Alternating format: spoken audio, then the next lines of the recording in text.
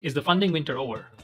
The number one lesson that I learned is that things are a lot harder than they appear on the surface. To be honest, I think a lot of marketers do themselves a disservice by not understanding data as much as they should. I think that insights can be instantiated. They can be created in a lot of different ways. They can be written down in docs. They can be graphed in charts. They can be spoken on podcasts. But the insight itself is a piece of information that's going to help you make a decision. Gen AI charts, etc. There's going to be an explosion of people who can just make graphics. But the key is, do you understand your business? And maybe even more importantly, do you understand your audience? Hello. Welcome to the Strategy of Finance podcast, where we celebrate the profession and the professionals in the world of finance.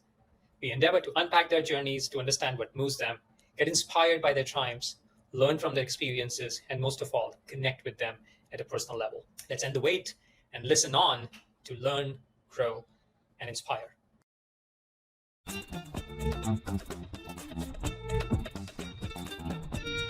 Hey, Peter. Welcome to Strategy of Finance podcast. Hey, Rohit, thank you so much for having me. Pleasure to be here. Awesome. Why don't we start with answering the question, who is Peter Walker?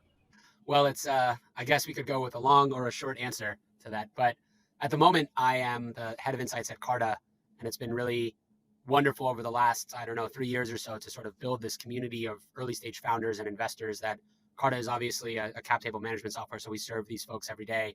But my role has been to sort of bring data to their jobs and maybe use the privileged position that we sit on top of all these cap tables to make their lives easier. So it's been an awesome, cool chapter in my career to watch all of this sort of excitement and love grow for all of the data that we have.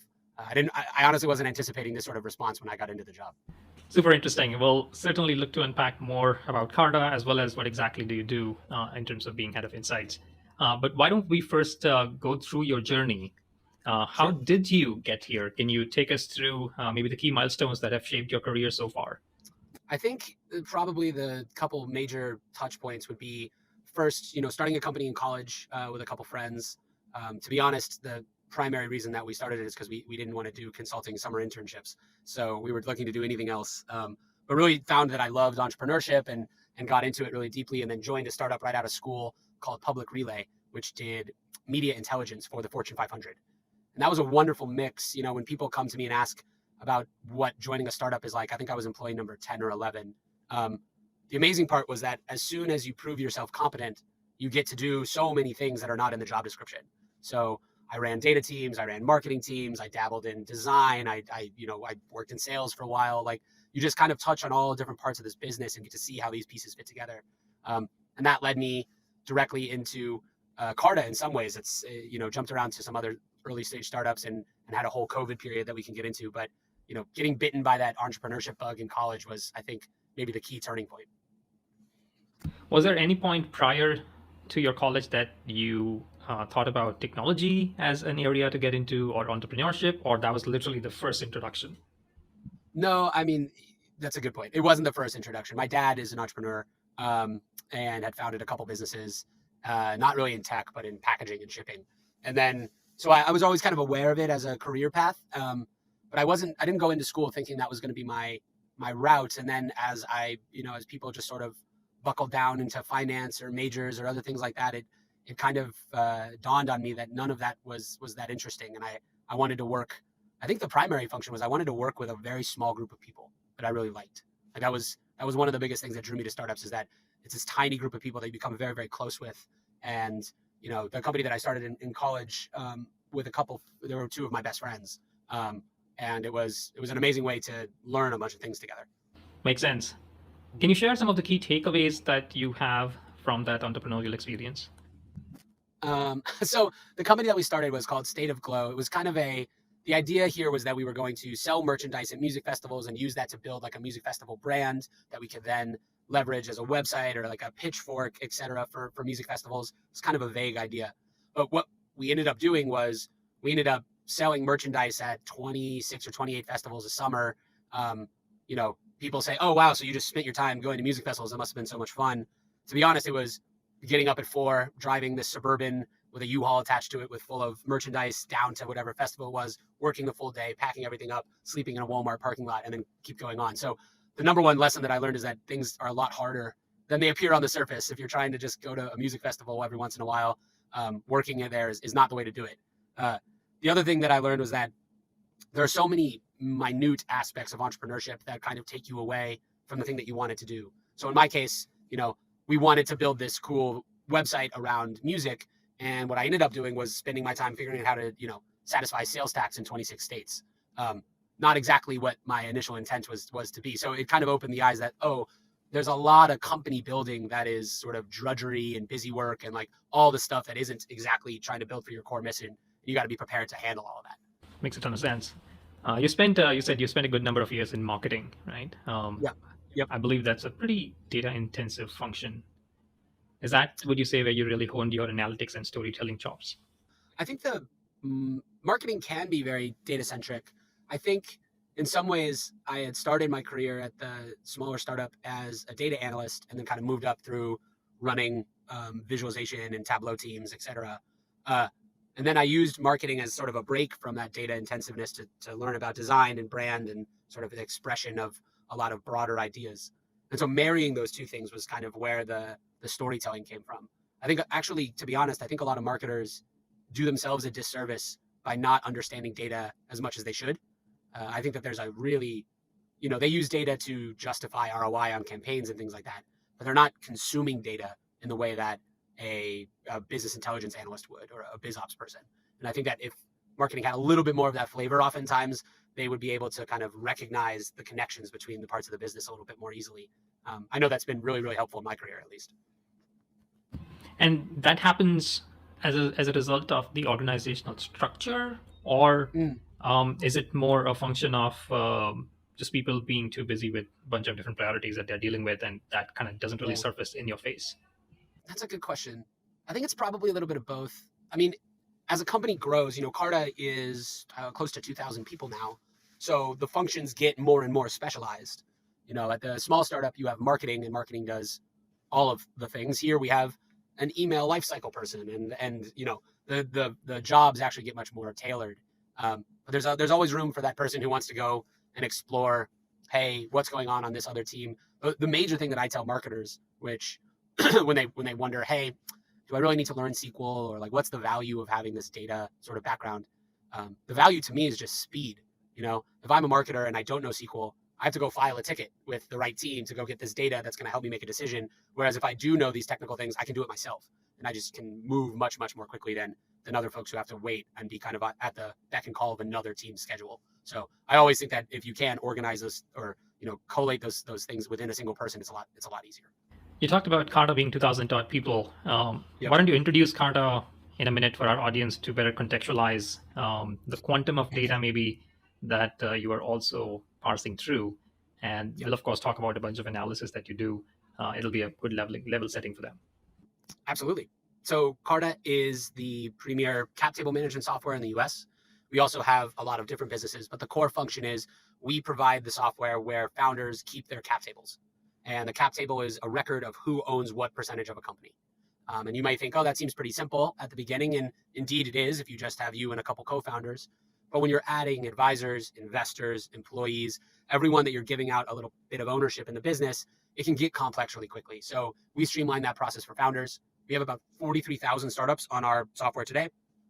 We also manage the back office in a separate software suite for the CFO of a venture fund. So all the venture funds that invest into these startups, they have a lot of needs in terms of tax, audit, valuations, a lot of back office administrative stuff.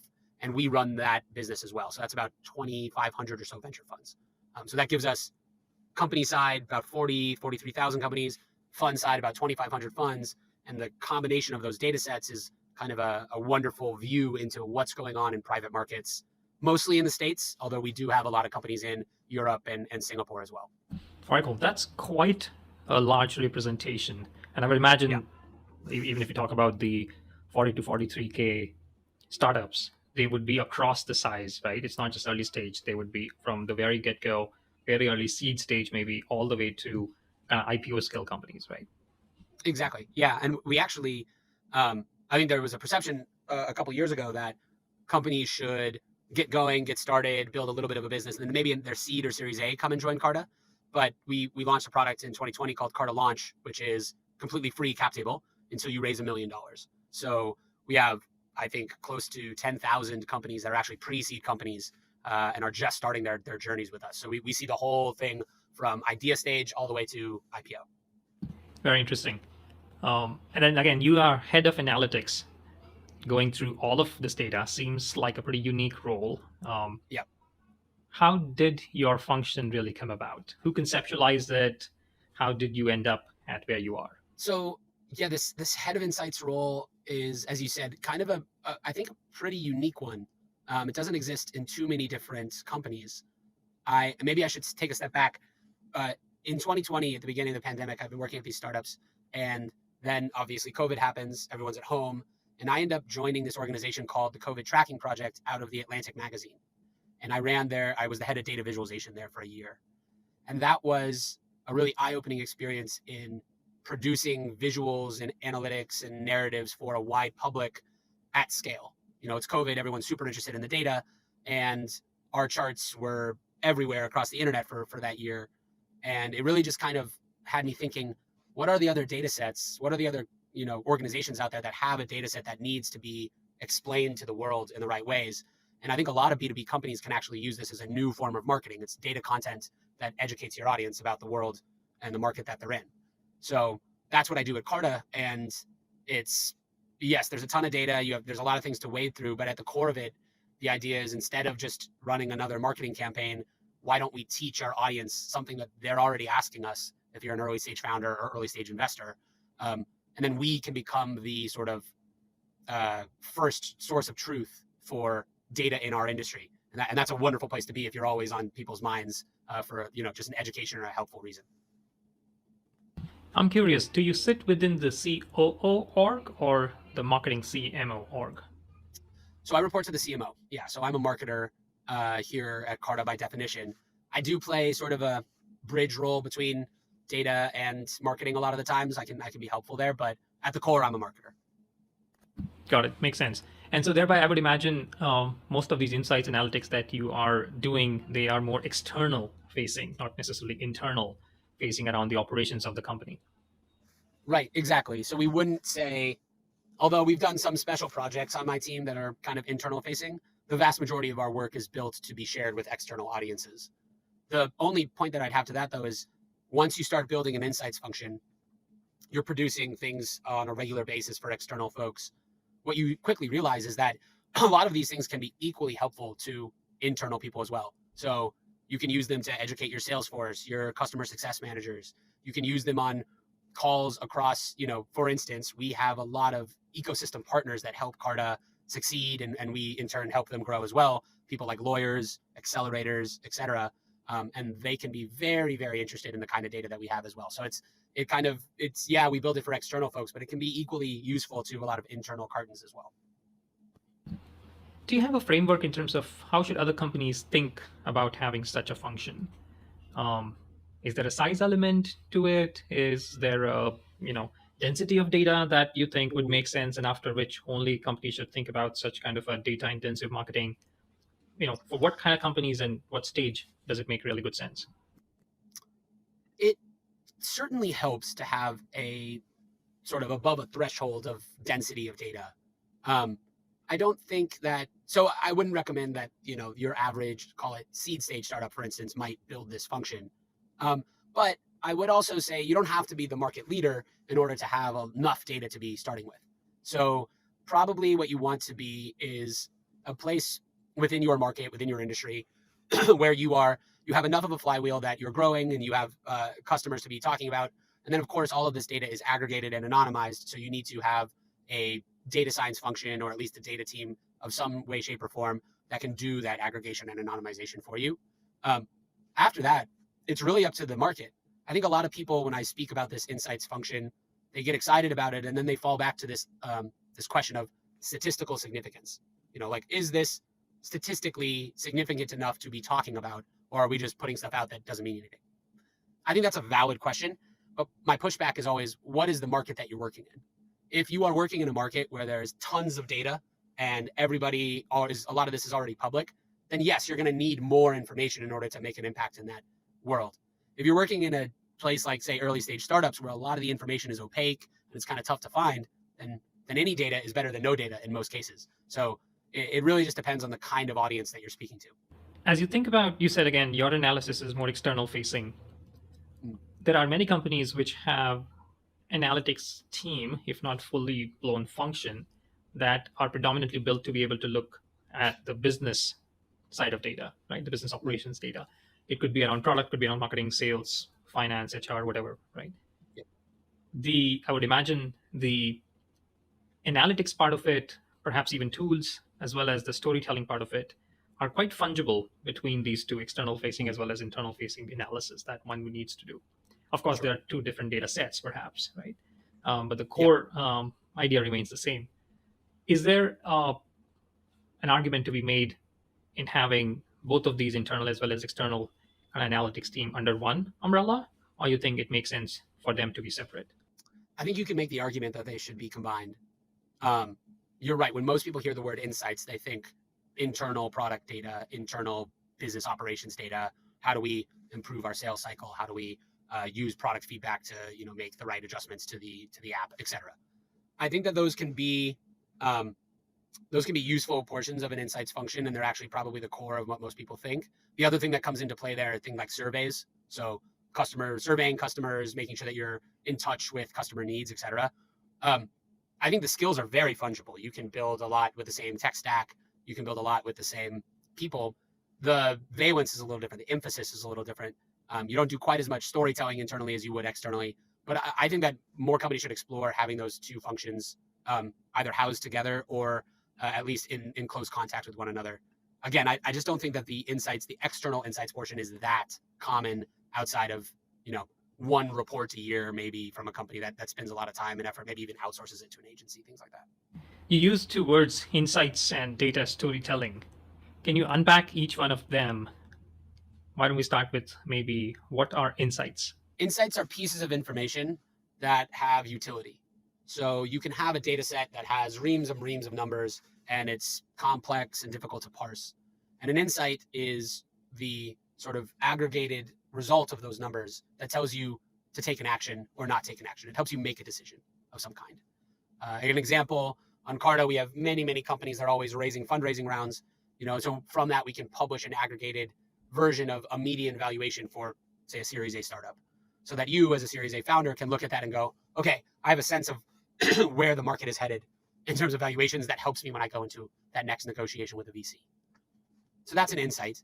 I think that insights can be instantiated. They can be created in a lot of different ways. They can be written down in docs. They can be graphed in charts. They can be spoken on podcasts.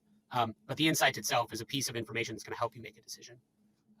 Whereas data storytelling is more about transforming maybe these slightly more boring spreadsheets into charts, graphs, visually, insightful graphics that give you a bit of a sense of how the data is trending. And storytelling in this case, I think a lot of times the people who are building the data, who are building the analytics, lack some storytelling nuance. And the people who are good at storytelling maybe lack some of the data nuance. So merging those two things together, I think you can tell a really fantastic story with charts and graphs. And I think it's an underrated part of marketing that is probably going to get much bigger in the next couple of years. I would imagine you need to have good understanding of the business itself to be able to then take a data and render it on a chart, right? Like anyone can create a bar chart, a column chart, maybe a column or a line chart. Like that's easy with Excel or other tools, right? But unless you have an understanding of the business in terms of saying, okay, what story do I want to tell, right? I would imagine it becomes hard to substantiate it with using any chart. Exactly. I think that's a great point. And now with Gen AI charts, et cetera, there's going to be an explosion of people who can just make graphics. But the key is, do you understand your business? And maybe even more importantly, do you understand your audience? Do you understand what an early stage founder actually needs out of that data set? And are you going to build something that gives them an answer that they can then take and use in their daily lives? That's the real, it always comes back to like, how well do you understand the audience that you're building for? Is there a good versus a bad insight? I can imagine there could be a bad storytelling, but could an insight be also good versus bad? Certainly an insight could be negative or positive. You can discover something is going wrong in the business. You can discover, founders in one area of the country are lagging behind founders in another area, things like that. I don't know if the insight itself could be, morally good or bad. I think it's more just how are you going to use that information? And as you mentioned, storytelling, there's a reason why people say, lies, damn lies and statistics, because you can build data and charts and graphs to make a point that maybe you're being a little disingenuous about. Makes sense. Can you talk about some effective data storytelling techniques that you have used in your career? I think so. A couple things. If you're coming from a data-centric background and you're trying to explain the numbers that you look at every day to an audience that maybe has never seen them before, the first thing that we tend to do is we overcomplicate things. We try to tell them all of the interesting data points that we have about this data set, and we confuse them right off the bat. So the number one thing that I would tell aspiring data storytellers is simplify whenever possible. If you're going to make 3 points in a single chart, consider making 3 separate charts that make 1 point each. So simplifying and clarifying your work, I think, is one of the easiest ways to get going. The second point that I'll make is that a lot of the times people fail to use text and written words alongside the charts in the way that they should. And this comes up. The most common data storytelling is actually probably going to be you building a PowerPoint or a Google Slides deck to show to a boss or someone else in your company. The thing that you can do that will make your chart stand out is actually nothing about the chart itself. It's in the headline of what you're writing. Don't use that headline space to tell them what the chart is. Use the headline space to tell them what they should be taking away. So for instance, don't write in the headline number of new deals per quarter. That's obvious. You can write that as the subhead. You just have that as in somewhere else in the chart. Write in the headline, Q4 deals declined because X. Give them the actual takeaway. And then you're guaranteeing that even if you don't get to make this presentation, the key point that you want to tell them is going to carry with them no matter who gets to gets to talk to the executives in the end. So that would be the 2 points that I would have is use text well, and then you simplify your charts whenever possible. Makes sense. Yeah, I think quite simple and yet very powerful.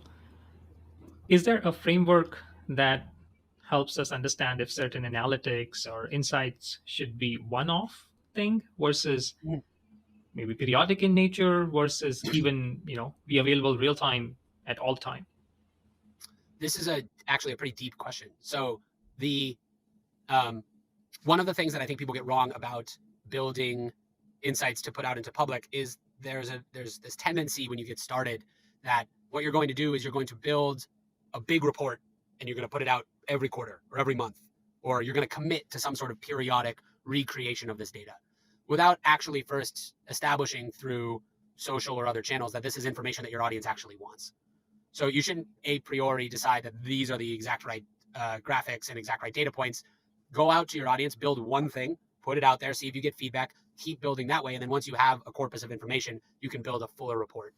In terms of the periodic nature of some things, some things seem to be pretty obviously useful on a quarterly or monthly or yearly basis. Change in valuation, for instance. People love to compare this quarter to the last quarter, this quarter to a year ago, etc. Most of the time, though, I think that there's less of a need to be always on.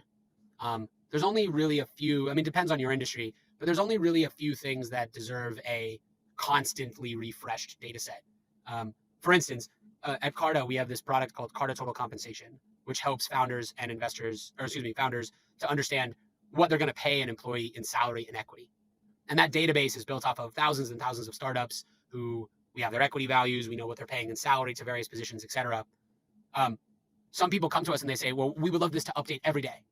But if you go and talk to HR teams, they don't want it to update every day. They're not making a huge change to their compensation plan every day. That would be incredibly disruptive to the business. So they actually want it to change maybe once a quarter where they can actually digest the changes and see if they're going to make, corresponding decisions. So always on, I think it sounds good, real time, but it isn't always necessary.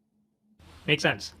Can we talk about some key steps in the analytics process? From maybe data collection to all the way to insights generation, and I don't know, maybe even decision making is the kind of really the end goal of it. Yeah, absolutely. So I think there's a couple key points before you get to any sort of visualization or dancing through the analytics and the data. The place where you have to start is, of course, cleaning and prepping your data sets. If you have a wonderful data science team, as I do, a lot of that work is going to be done in models before I even touch the data. So removing outliers, understanding where maybe there are errors or things are a little bit off. That's that's always the first line in any sort of data project. Then secondly, you're going to use that cleaned data set and you're going to try to take whatever key information you can from it. There's a lot of different ways to do this. Some people like to do this in Python. Some people like to do this in SQL. Some people like to do this in business intelligence tools. I'm a pretty visual person, so I tend to do data discovery through charts in Tableau or other business intelligence programs. So that's your one is cleaning and prepping, two is data discovery, and then three is the creation of a finalized graphic or insight. And that's where the storytelling comes in. That's where you write the narrative. That's where you explain any outliers. That's where you make it clear to your audience what you're talking about. And then you can distribute it in any number of ways. Are you always testing a hypothesis, or one can even go on a complete exploration path that, hey, here's the data, let me just see what the chart is going to throw, and maybe then I'll try to suss something out of it? You do both, for sure. I think at the beginning, it's good to come in with a strong hypothesis and say, I'd like to either prove or disprove this idea. But as you get into it, the data oftentimes will sort of reveal within it an interesting part that you hadn't considered. Maybe this is where you get into the idea of cross references and filters. So perhaps your data set is pretty standard if you're just looking at it overall. But if you segment it by industry, you see that one industry has had major changes while the rest of them have sort of trundled along and been the same. And you wouldn't have known that to come in with. You put that filter on your data and it exposed itself that way. Industry, time, location, these are all very clear and obvious filters to put into your data that kind of expose and kind of tease out differences between parts of your data set. So I come in usually with a question, but that question, oftentimes the data leads me to things I wasn't really thinking about. Do you have a suggested way to formulate a good problem statement or hypothesis that you want to test? The best way is to answer a question that you've already been getting. So, people ask all the time, how do you think about coming up with new insights, or like, what is your process for generating that? These days, I would say more than half of the questions that we answer come directly from the audience. They are comments left on our posts. They are questions on a webinar. There are things that people are clearly thinking about that we can then go back and answer. So listen to your customers. If they're asking questions repeatedly, those are the questions that you want to go and answer for them. But if you have to come up with it yourself, I think maybe two guiding principles. One is, am I asking a question that has the potential for a non-obvious answer? So if I'm just asking a question and it always is going to come back with the common wisdom, it usually isn't going to be that interesting to folks. And then two, am I asking a question that has the potential for significant change? So even if it's not obvious, is it likely to have changed over a period of time? Time is probably the easiest parameter to think about here. And it allows you to build things that, add to our earlier discussion, you can then save that and refresh it a quarter later and have a new answer. And those are really nice to fall back on as you're building sort of a standard set of analytics that you report on. I'm curious, what do you put out in public? Do you have a different version of that within your product that your customers are consuming, or customers are also consuming what you put out in the public only? No, both for sure. The public stuff is consumed by everyone, customers, prospects, anyone, honestly, in public who has social media. But there are also analytics tabs within our product that allow our customers to either dig more deeply into something themselves, or it just places the data right where it's needed. So one of these things that I think people misunderstand about information, like the ones that we put out at Carta, is that this data is useful, but it's most useful in a specific moment of time. So if we take an example, if you're a founder and you're about to fundraise using a SAFE, a simple agreement for future equity, the moment that you start to create that SAFE on Carta is the moment where you would love to have market data about SAFEs. You don't want to go to the blog and look it up, or go to somebody's LinkedIn and look it up. You want that data right there at your fingertips when you're creating the instrument. So we can have a light box pop up that says, hey, I see you're creating a SAFE. Here are the latest market trends for SAFEs. So founders can have the information right when they need it. And so that temporality of data, I think, is really important. And it also means people sometimes think, well, you've put the data out in public, so it's not useful to your customers anymore. That's totally not true. Most of them didn't see it the first time, and most of them won't remember what it was, even if they did see it. So putting it into the product and infusing it in a native way can be very, very helpful. That makes a ton of sense. Quite powerful to have it in context.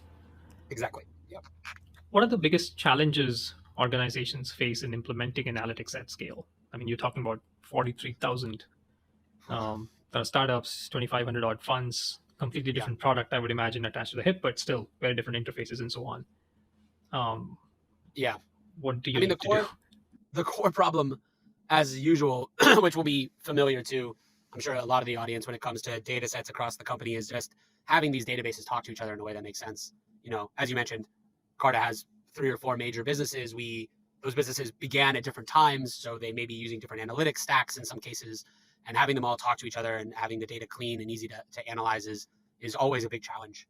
It's not something that is ever done. It's always a consistent project that you're working on, because things change. So that's number one.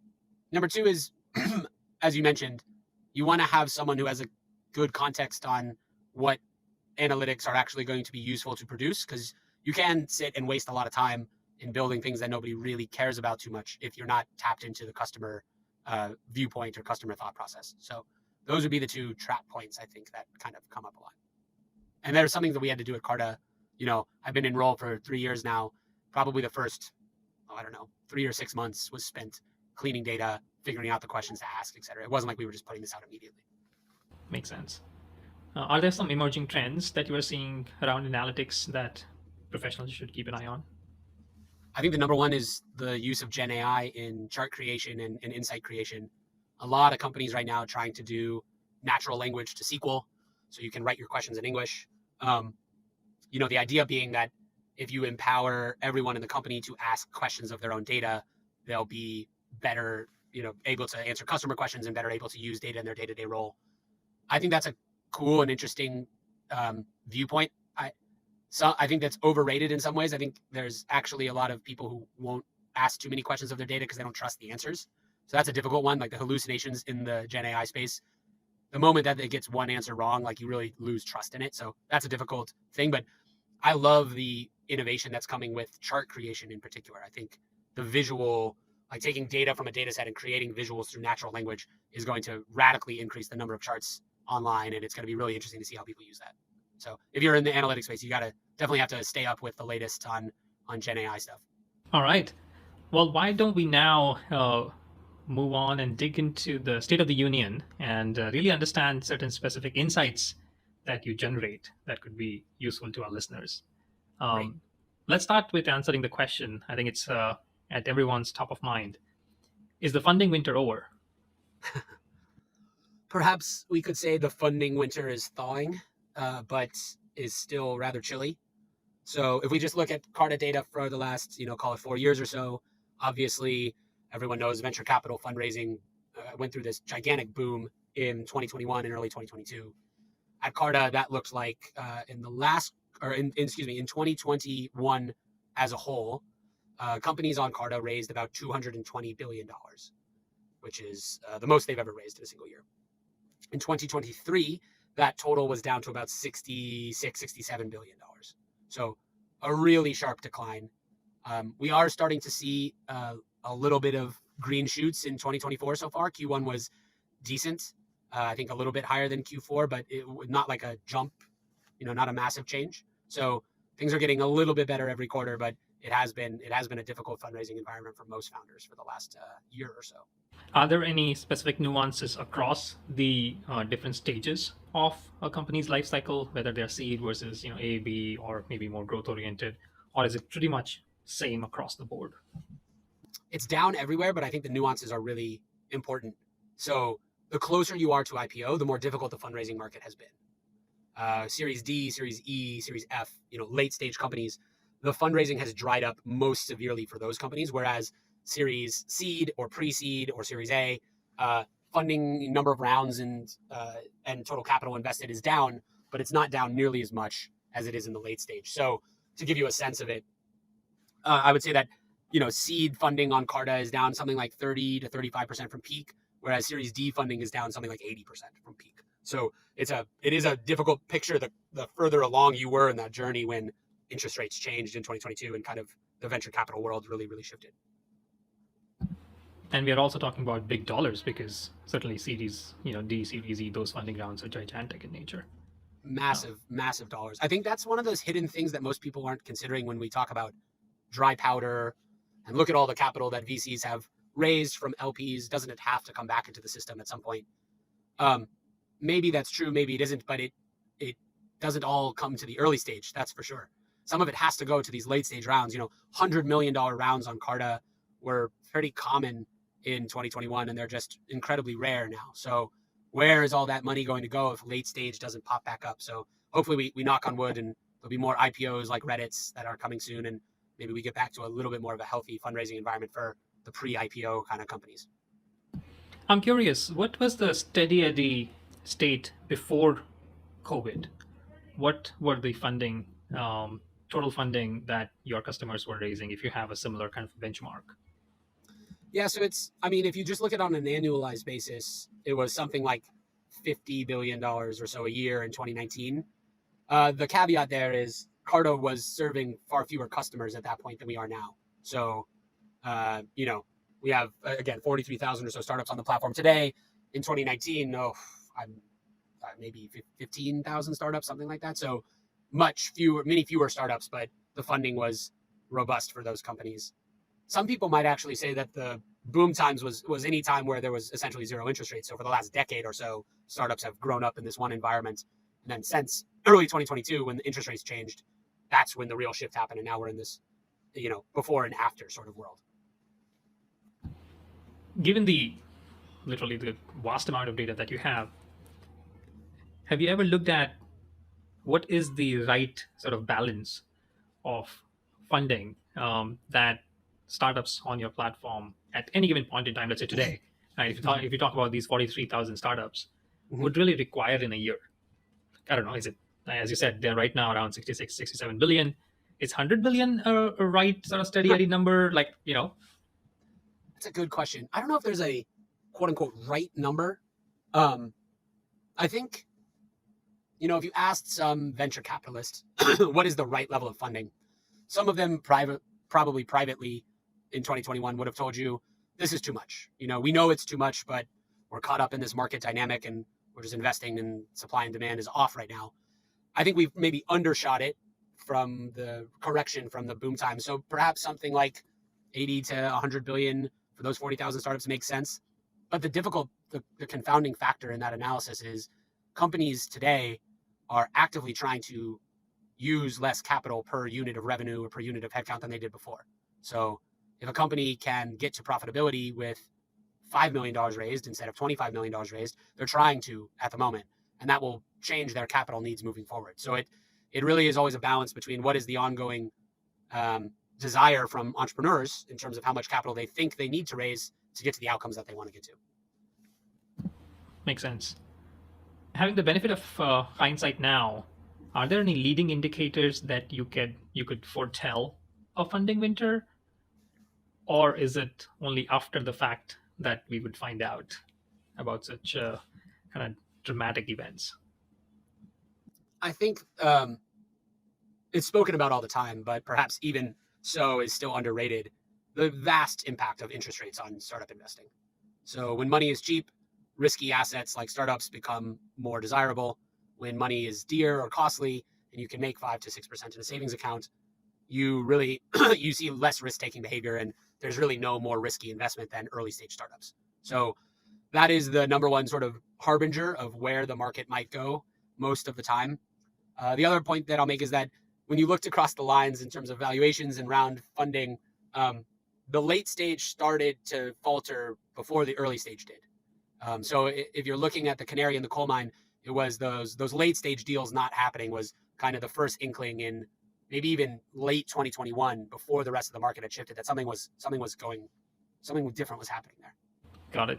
Makes sense. Do you have any data maybe over the last, let's go beyond the COVID time, maybe over the last 6 years, on how much money in aggregate went into ultimately the employee bank accounts, whether it was through a share buyback or an M&A or an IPO, some kind of an actual monetization event happened, and that then eventually led to kind of employees getting tangible cash in hand? Yeah, it's a good question. I don't have a exact figure for you in terms of how much equity has actually become liquid across those various formats. As you can imagine, the periods at which equity becomes liquid, really just three: IPO, M&A, or secondary sale of some kind. Um, Secondaries were very, very popular in 2021 as people were taking some money off the table, as valuations rose. They've become far less frequent in the last 2 years. But IPOs is really where most of the liquidity to an ecosystem comes back into play. And IPOs have been shut since really the beginning of 2023. We've only had one or two big ones since then. Klaviyo and Reddit are essentially the standard bearers at the moment. So the other dynamic within employee liquidity in particular is that companies are just staying private much, much longer than they used to. So it used to be that, 8 years, maybe 10 years, but now it's more like 12 or 14 years in some cases before companies go public. So early employees in startups are having to make decisions about holding that unrealized equity for quite a lot longer than they used to. And that reduces the amount of capital can be recycled back into the ecosystem through angel investing and all those kinds of things. So it's a difficult kind of balance there. There's maybe more liquidity needs to happen at earlier points in the company journey if companies aren't going to go public for a decade plus. Are you seeing, the one is, of course, it takes longer for employees to get the liquidity. Two is, of course, the valuation market has just completely tanked, right? So thereby, even the perceived value of that paper stock has come down dramatically. Yes. I'm sure that has some kind of a direct impact on how people think about their compensation on a yearly basis, right? It definitely does. Yeah, I think you can see that most clearly in the exercise rate as a statistic. So background, of course, most startup employees across Carta and early stage startups receive ISOs, incentive stock options, when they join the company. Those incentive stock options come with two criteria in order to become real stock. One is the vesting time, so you have to stay at the company for a specific number of years. And then, of course, you have to exercise that equity. You have to pay to take possession, essentially, of those shares. And a lot of employees, when they leave the company, they have this 90-day period to choose whether or not they're going to exercise that equity. Something like 75% of them right now are saying no, thank you, and they're just letting the equity go back to the company. So they've had no impact from the company except for their salary and bonus. Those are the only two components of the compensation that actually became liquid. That's a bearish signal. Obviously, it's a signal that startup employees are not valuing their equity nearly as dearly as they used to. That is a huge number, and someone could have worked any number of years, 1, 2, 5, 10. Yep. If they have not exercised it so far and you're in this period, it does become pretty hard for you to go and make that happen. Wow. It's such an acute moment for most startup employees. Obviously, you can exercise it beforehand, but when you're working there, there's really no impetus to do so. So a lot of employees make that decision about exercise or not exercise in that 90-day window, and it can be a challenging financial moment. You have the cash on hand to exercise. That's when you have to make a bet on the future value of this company. Essentially, you are acting as an investor. You are saying, I would like to buy shares of this company, and it's a stressful moment. And even I would imagine some of the, newer financing models that were upcoming over the last 3, 4, 5 years, even they perhaps are not as supportive because the companies that they would have gotten into, their valuations have tanked. So I'm sure, these funding vehicles, their funding has sort of stopped or certainly reduced to a dramatic extent.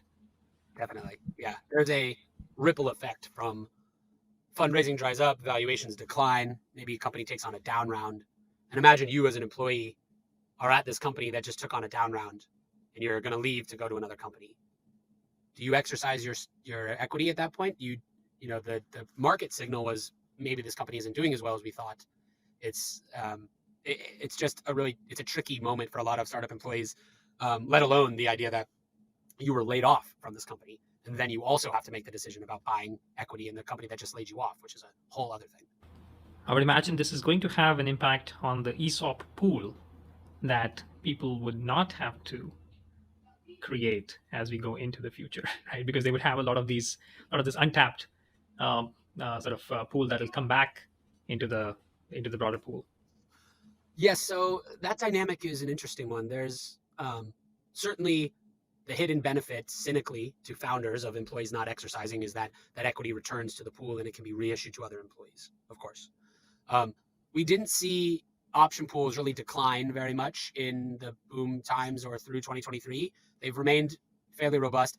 One note for founders, though, it is, sometimes you hear this common wisdom across startups that you should reserve 20% of your company equity for employees. That is true if you're close to, that's basically the median if you're close to $1 billion. But as an early stage startup, you should actually probably reserve less, 10%, start at about 10%. And then as you fundraise, you can expand that pool with your investors over time. But you don't necessarily have to start at 20. That option pool, a lot of the dynamics that we're seeing in the compensation market come from two things. Well, one, there's just a lot less hiring happening. So they're giving out less of that pool to new hires. And two, because they haven't fundraised in a while, most companies didn't expand the pool as they thought they would. So each individual employee is getting a little bit of a smaller slice. And it's just, again, the compensation market is responsive to all the fundraising dynamics that are happening in general. Has the layoff versus hiring, that kind of market tilted towards hiring, or is it still more layoff heavy? Has not tilted back towards hiring. So remains to be seen what happens in the first half of this year. But as context, in 2022, companies on Carta hired about 500,000 employees. And in 2023, they hired about 260,000. So cut in half. And actually, for the first time ever, on our platform at least, more people left startups on Carta than joined them in 2023. So that's layoffs plus people leaving by choice. But total departures was actually higher than total new hires. So that's a difficult job market in some ways.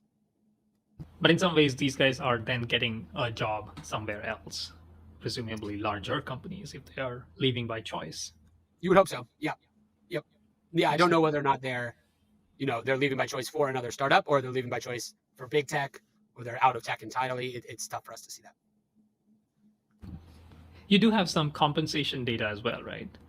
We do. Yes. Are there any specific trends that you can share in terms of how that has been trending? And are those trends really differ by maybe functions or levels of seniority across an organization? Absolutely. So our compensation data, again, comes from our Carta Total Compensation product. And we help founders figure out what to pay employees in salary and equity. When you look at the trends across those two parts of compensation, we'll leave bonuses to one side for the moment. On the salary side, on average, the startup salary for a new employee is basically flat, maybe 0.5% higher than it was in November of 2022. It really hasn't changed very much. But of course, inflation has been going on over that time period. So startup salaries have not kept pace with inflation. But they also haven't dropped very much. They're basically flat. A little bit better changes there for engineers, especially AI, ML engineers, as you might imagine, and for VPs and above. But in general, the picture is mostly the same for across the board. The equity side is the really challenging part for a lot of employees these days. So according to our benchmarks, the employee that's hired in January of 2024 receives about 36% less equity than the employee that was hired in November of 2022. And that's not because the company's valuation is lower. That's the literal number of shares is down about 36%. So that is a big, big change. It's more impactful for early managers as the biggest people that were hit, whereas VPs and above a little bit more insulated from that change. But that's the equity comp has been the biggest shift in startup compensation over the last year and a half. But that's a bit counterintuitive to think about, right? Your valuations are down and you are giving less percentage points of your company in some ways. So thereby the total equity that you're giving is kind of have a double whammy in some ways. Correct. And it's a tough job market, right? So in some ways, maybe putting it another way, companies are just using the bargaining power that they have to be able to attract, best or the better of the talents at much cheaper equity compensations. That's exactly it. When 2021 was going on and you wanted to hire an engineer, it's likely that engineer had 3, 4, 5 offers, and you would have to really compete on comp in order to bring them in. These days, you may be the only offer that they have. And so you don't need to go above your stated ranges. You don't need to be at the outlier ends of your comp ranges at all to get them in-house. So it is a employer-friendly hiring market at the moment. Got it. How should companies think about fundraising in the current market? start earlier than you expect, for sure. If you think it's going to take 6 months, it's going to take longer than that. The general gist, what a lot of founders are hearing from everyone in the ecosystem these days is try to make every dollar last a lot longer than it would if you had raised 2 years ago. So, is there a way for you to get to profitability? Is the key question. It's not always possible for an early stage startup to be profitable, and that's okay. You don't have to be profitable out of the box from day one. There's a lot of founders who are making the choice about do I bootstrap a new company or do I try to take VC money? The advantage of bootstrapping obviously is you can grow at different rates and you kind of have more control. But if you want VC money, you still need to grow pretty quickly. So not all of those growth rockets are going to be profitable from day one. But if you're fundraising, generally speaking, this is broad level. The metrics that you are going, the traction that you're going to need to have to show VCs in order to raise, say, a Series A round is probably anywhere from 2 to 3 times more than you would have had to show 2 years ago. So more ARR, more customers, higher retention rates, more growth, et cetera. It's a very competitive fundraising market, and VCs are being much more choosy about who they choose to invest in. Do you analyze or track mortality rates of startups as well? We do track startup shutdowns. I wouldn't phrase it as a mortality rate or a failure rate. The difficulty with getting a failure rate is our denominator is always changing. So more companies are joining Carta, but even more than that, if a large portion of the database that we're working with is with pre-seed startups, they fail at higher rates than startups in Series C, Series D, et cetera. So we don't produce one failure rate across startups. What we can say is that more companies are shutting down and shut down in 2023 than in any year on Carta. And the worst month for company shutdowns in Carta history was January of 2024. So it definitely is rising. Whether you express it as a rate or just absolute numbers, more startups are shutting down lately. And do you see that number plateauing, or do you see there's still more pain in the ecosystem that we will run through? Unfortunately, my prediction is that number will continue to increase, at least for the first half of this year. There was a lot of companies that took on bridge or extension financing last year, tried to get any money they could in the door to keep things going. And my sense is that 2024 will be a year where some of those bridges and extensions sort of stop, and VCs spend more time funding new companies instead of trying to prop up the ones that they've already funded. That's a bit of a prediction, but I think we will see more shutdowns through H1 24 than we've seen in a long time. Got it. Peter, this has been super interesting to dig into. Let's move tracks a little bit. Let's learn a little bit more about you again. So tell us, how do you define success? The way that we talk about it internally is the tagline is make Carta data ubiquitous. So my goal is to have any conversation that's between a founder and an investor or a group of founders on a WhatsApp thread, for instance. We want Carta data to be part of that conversation. Interestingly, my success metrics are not really driven by net new leads or new customers, although those, obviously, we track those and those are great outcomes. It's much earlier than that. It's about building affinity and love for Carta in the ecosystem. And that allows me, if I'm not being held to a specific lead number, for instance, it allows me to act in different ways and to be more generous with the things that we're doing. So the success for me is making Carta the single source of truth for startup data. Very cool. What is your approach to leadership? Well, I've managed a number of teams in my career. At Carta, currently, I'm a team of 1, although I'm hiring, or I just made a hire, knock on wood. I'm excited for him to start very soon. One of the things, I'll speak a moment about leadership from my CMO, Jane Alexander, who just left, who brought me into Carta. One of the things that I learned from her that I think more leaders, especially in bigger organizations, can take from smaller ones is that energy is contagious. So at a small startup, because there's so few of you and you're working together so closely, you can very clearly see the energy, the activity, the excitement when it comes from the founder or the CEO, and it kind of ripples out through the organization. But I think sometimes leaders lose that as they get to bigger and bigger companies, and they don't realize that a lot of the energy and excitement amongst a team comes from their leader. And so if you can show up every day excited and energetic about the problems that you get to solve, it can act as this sort of external motivating factor to a lot of people. So I think that was one of the biggest things I learned from Jane, is that energy is really important. Makes a lot of sense. If you can change one thing about your career, what would that be?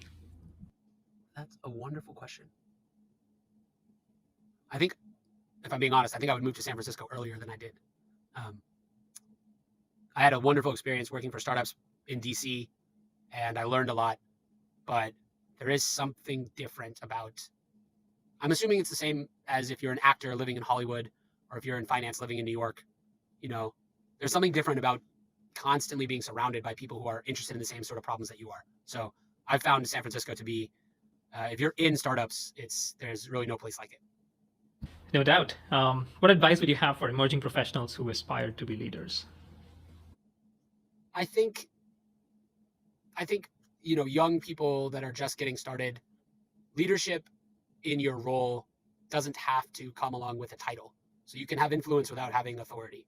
And that is something that kind of builds the foundation for leadership later on in formal ways. The best way to do that, the easiest way to stand out at a company, is to do excellent work at your core job.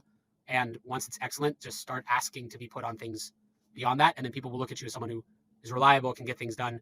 But there's no need for you to have a title in order to influence decisions and to be a leader amongst your peers. So don't wait for the promotion to get started on being a leader. Be a leader now. Offer advice, be a listener to your fellow colleagues, etc. You can lead from a peer level before you ever get to.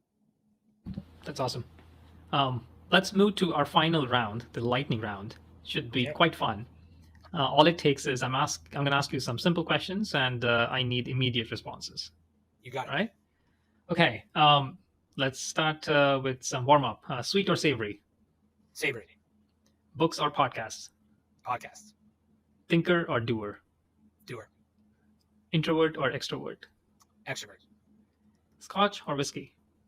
Scotch. How does someone impress you? Being incredibly consistent and reliable. If not into analytics or insights, what would you be? Maybe an improv actor. Interesting. If you can do what you do at any other company, which company would you choose and why? Spotify. Because I think that they have an unbelievable data set, and I think that their Wrapped campaign is the classic, textbook example of building insights that people care about. Very cool. What is your ideal place to retire? Santa Barbara, probably, but maybe home to Denver. Those would be the two options. Okay. If you could teleport yourself right now, anywhere, where would you go? Tokyo, because I have had it on my list to go to Japan for so many years, and every time we try to plan a trip, something goes wrong. So it would be great to just go, finally. All right. It seems like my next question was, what is number one item on your bucket list? I would imagine it's Tokyo. That's it. Yeah, for sure. Cool. If you could uninvent something, what would it be? Uninvent something, probably Twitter. It's sort of addicted to it, and I think it's probably bad for my mental health, but I love it. So maybe not. It would be an idea. Who is your role model, personally or professionally? Lots of role models. Jane, my CMO, has been a really strong influence and role model on me. And I also really deeply respect my little brother, who is just finishing up his residency as a doctor and is going to be a general surgeon. And I sometimes compare my day-to-day life to his day-to-day life. And I realize what I'm doing is not that hard. And I should be probably pretty grateful. Makes a lot of sense. Penultimate question. One thing that can make you 10 times more productive. Coffee helps, for sure. But also apps that kill my internet access. So I have to do analysis without having, I can just be in the Tableau or whatever the workbook is. Cutting down on those digital distractions has been really helpful. The last one. Describe yourself in 3 words. Energetic, curious, nerdy. Very cool. Well, Peter, this has been a tremendous show. Thank you so much for sharing all the insights and taking us through this beautiful journey. Appreciate it. Absolutely. Yeah, this has been really fun, Rohit. Let's do it again. Totally. Thank you. Cheers. Well, that brings us to the end of this episode. We hope you'll find at least one nugget that is beneficial to you. As always, thanks for listening to Strategy of Finance. If you enjoy the show, please rate and review us on YouTube, Apple Podcast, Spotify, or our website, www.strategyoffinance.com. Your comments will make us better. You can also follow us on LinkedIn and Twitter and share the word in your network so other people in the finance community can also benefit. Be sure to tune in next week for another engaging conversation. Until then, this is Rohit Agarwal, and remember to learn, grow, and inspire.